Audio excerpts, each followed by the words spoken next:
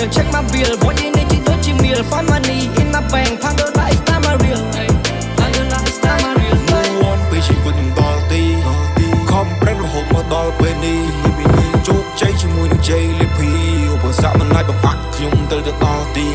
ជាក្មេងម្នាក់ហ៊ានប្រឆាំងនឹងព្រេងវាសនាខំប្រឹងប្រូដាច់ទៀមទាតវ៉ាចង់មានចង់បានជា superstar វាយបញ្ជូនពីឧបសគ្គតែមិនមែនជាបញ្ហា